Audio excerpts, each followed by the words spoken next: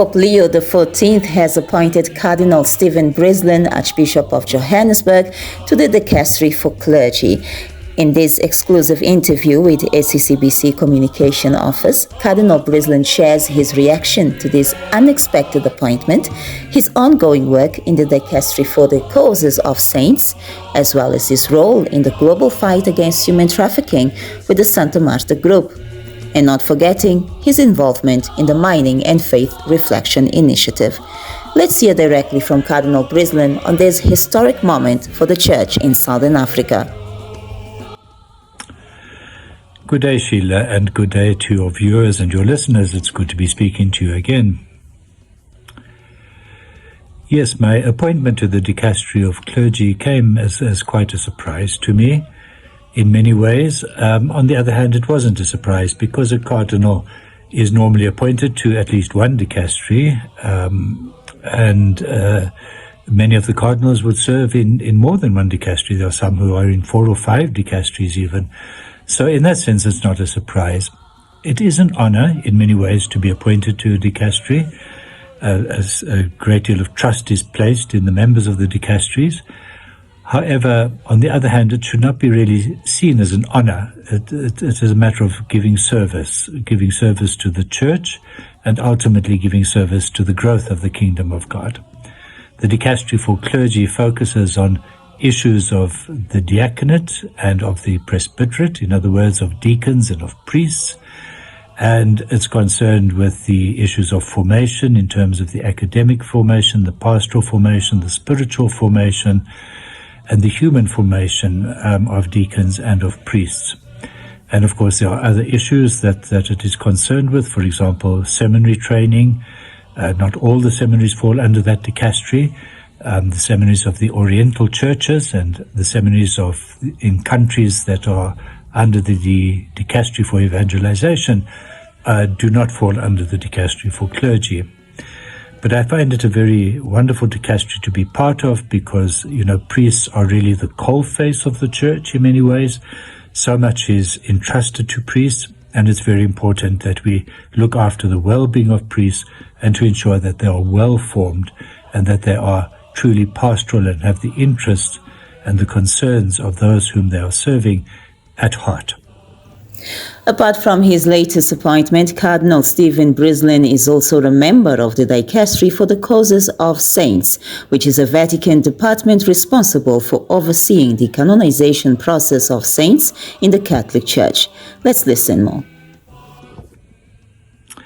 Yes, you're quite right, Sheila. I am a member of the Dicastery for the Cause of Saints, and I have been a member of that dicastery since I was elevated and appointed as a cardinal.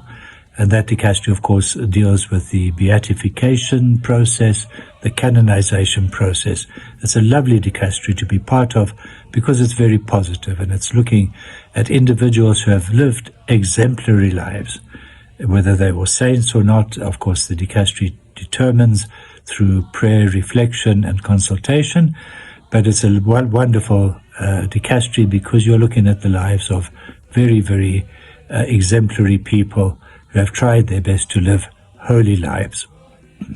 Cardinal Stephen Brislin, the Archbishop of Johannesburg, is also a member of the Santa Marta Group, which is an alliance of police chiefs and bishops from around the world working together with civil society to eradicate human trafficking and modern-day slavery. I'm also part of the Santa Marta Group. This was initially formed by Pope Francis, and the direction and chairmanship of the Santa Marta Group has been entrusted to Cardinal Vincent Nichols of Westminster Archdiocese. It's an international network of church personnel as well as law enforcement officers, because it recognizes that the issue of human trafficking, which is what is concerned with, is an international network of people who are remarkably cruel in trafficking of human persons. It is really a cruel enterprise, if you like, to traffic in human beings. And it's a recognition that this problem cannot be resolved by any single country because it is so international. various countries and law enforcement agencies have to work together. And the Church believes, and rightly so, that it has a role to play as well, because we work on the ground, we work among ordinary people, and we can assist law enforcement in their task of tracking down human traffickers. And also when arrests are made, the Church can be there in order to give assistance to those who have been trafficked, to give counseling, to give consolation to them, to be there for them. Obviously, a great part of what the Church does is to create awareness, particularly among young people, about the dangers of human trafficking, and to be aware of offers that look too good, maybe an offer for employment, or an offer for to go to a different country, and so on. You've got to be very careful, and young people must be careful in not being duped into offers that actually lead them into being trafficked. Protecting communities and ensuring ethical practices in the mining industry is one of Cardinal Brislin's mission. For this reason, he serves on the Mining and Faith Reflections Initiative, bringing faith, dialogue and justice to the table.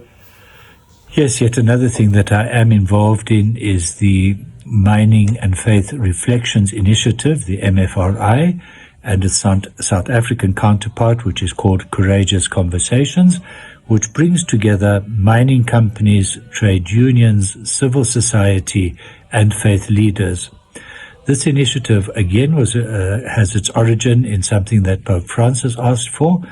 Mining is a reality throughout the world. Mining creates jobs, it builds infrastructure, but there has been a negative impact of mining on local communities. And there are certain mining companies who recognize that and who say, look, we want to do ethical mining. And therefore, they come together with faith leaders, with leaders of civil society, with trade unions, in order to build bridges between the community particularly and between the mining company, so that any mining endeavor is done as ethically as possible, sensitive to the needs of the local community. Sheila, it's been a great pleasure to talk to you. Thank you very much indeed for your questions. May God bless you, and may He bless all who are watching or listening to this. God bless.